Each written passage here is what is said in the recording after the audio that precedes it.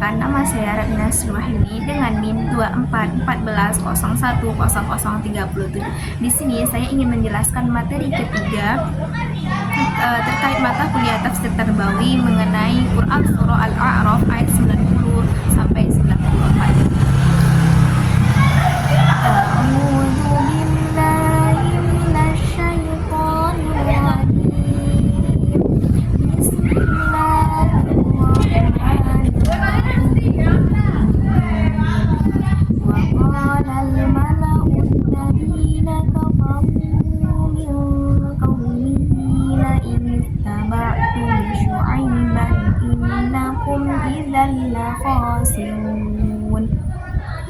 فأخذتهم الرجفة فأصبحوا في دارهم جاثمين الذين كذبوا شعيبا كأن لم يغنوا فيها الذين كذبوا شعيبا كانوا هم الخاسرون فتولى عنهم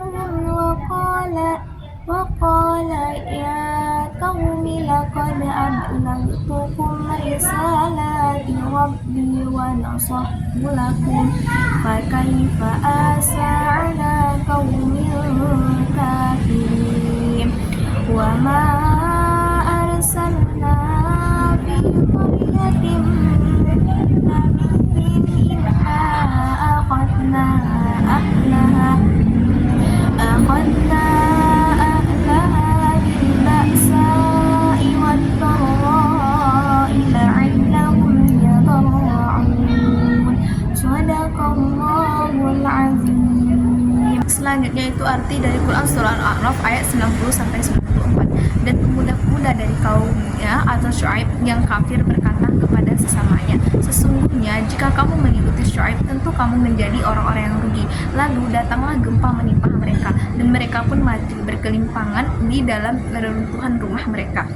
Orang-orang yang mendustakan Syuaib seakan-akan mereka belum pernah tinggal di negeri itu. Mereka yang mendustakan Syuaib itulah orang-orang yang rugi. Maka Syuaib meninggalkan mereka seraya berkata, wahai kaumku, sungguh aku telah menyampaikan amanah Tuhanku kepadamu dan aku telah menasihati kamu, maka bagaimana aku akan berselisih hati terhadap orang-orang kafir?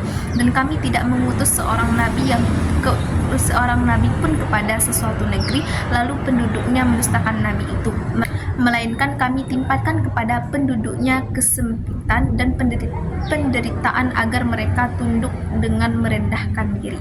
Selanjutnya itu adalah asbabun nuzul Quran surah Al-A'raf ayat 90 sampai 94. Dalam surah Al-A'raf menceritakan tentang perjuangan dakwah Nabi Syuaib kepada kaum Madian, yaitu suatu kaum yang terbiasa melakukan kecurangan dalam timpangan serta menolak ajaran tauhid. Ayat-ayat ini turun sebagai bentuk peringatan sekaligus pelajaran atas sikap mereka yang menolak kebenarannya. Pada ayat 90 dijelaskan bahwa para pemimpin kaum Nabi Syuaib berusaha mempengaruhi masyarakat agar tidak mengikuti ajaran beliau. Mereka menanamkan rasa takut dengan mengatakan bahwa siapapun yang mengikuti Nabi Syuaib akan mengalami kerugian. Hal ini menunjukkan bahwa orang-orang yang memiliki kekuasaan terkadang menggunakan pengaruhnya untuk menyesuaikan orang lain demi menjaga kepentingan sendiri. Selanjutnya pada ayat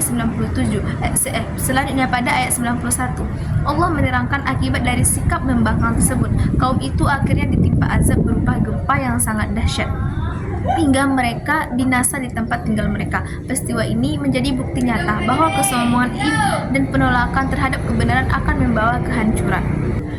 Pada ayat 92 dijelaskan bahwa kaum yang mendustakan Nabi Syuaib seakan-akan tidak pernah menikmati kehidupan yang makmur sebelumnya. Mereka lenyap begitu saja dan menjadi golongan yang merugi. Ayat ini memberikan pelajaran bahwa kekayaan dan kenikmatan dunia tidak akan berarti tanpa keimanan.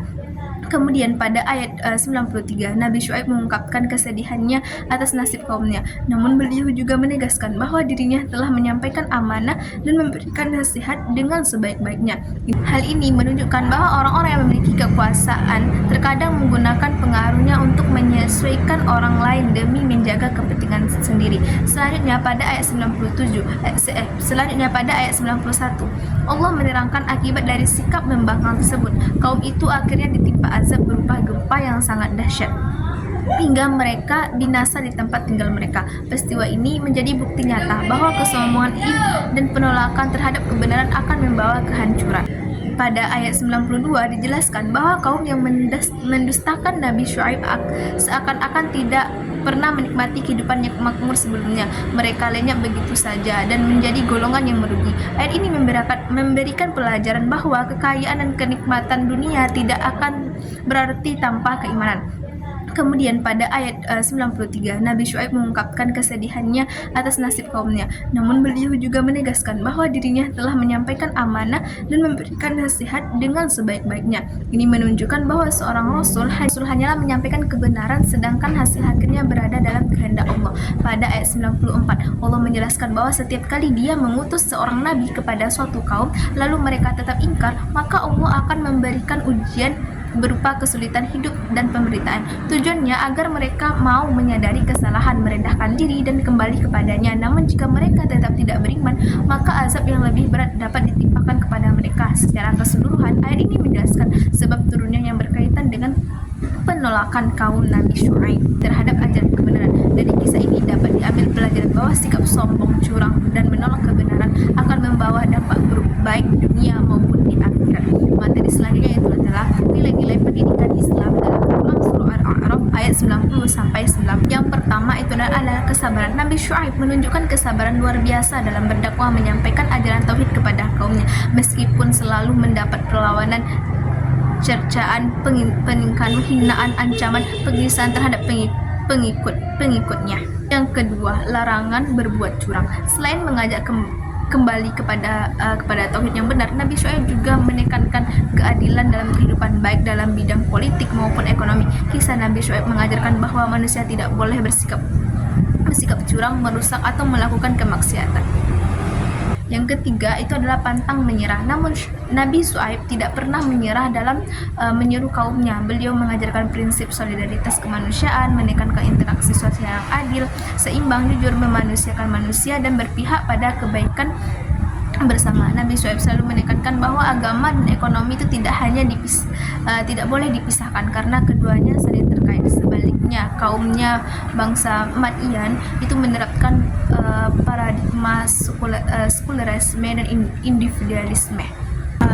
Nilai yang keempat itu adalah menegakkan kebenaran tanpa kekerasan. Nabi Syuaib selalu menegakkan kebenaran dengan cara yang damai dan bijaksana. Beliau tidak menggunakan kekerasan atau paksaan bahkan ketika kaumnya menghina. Yang terakhir itu adalah mengutamakan hikmah dan pembelajaran bencana.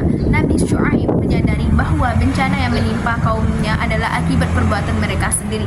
Beliau menjadikan peristiwa itu sebagai pelajaran bagi yang masih hidup dan peringatan bagi generasi berikutnya agar manusia introspeksi, memperbaiki perilaku dan kembali kepada Allah.